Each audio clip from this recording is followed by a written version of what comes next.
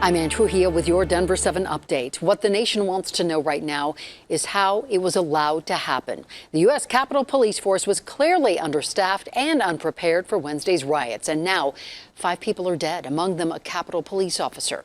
The fallout has been swift. Late this evening, we learned that the chief of police intends to resign and that initial attempts to provide reinforcements were rebuffed. Denver 7's Jason Grenauer goes 360.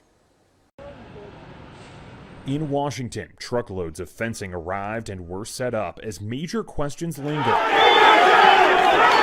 of what went wrong and how this actually happened. I was absolutely aghast and shocked to see how the security was breached like that. We start our 360 look with Colorado's local lawmakers who were there.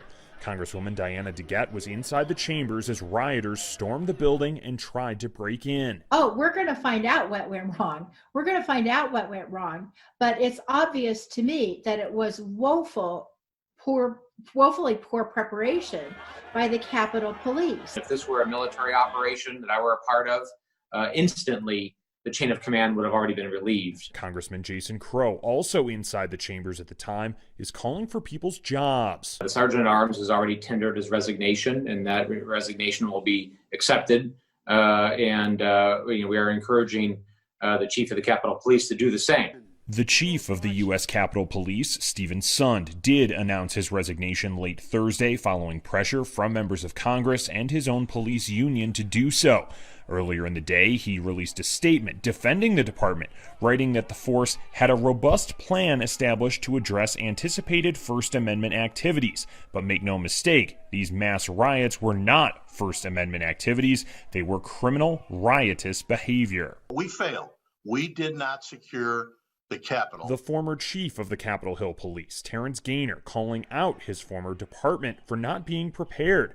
That police force, according to their website, consists of 2,300 officers and has a $460 million budget. It's clear to me that the police were outnumbered, and they apparently underestimated the strength and level of violence in that crowd and overestimated their ability to control the crowd.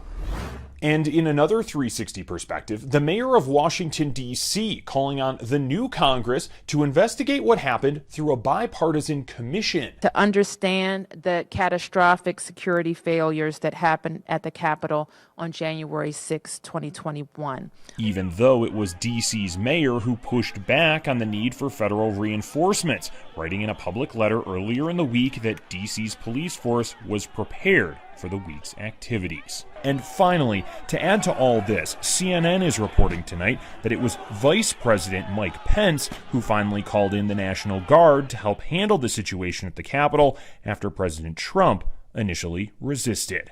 I'm Jason Grenauer, Denver 7.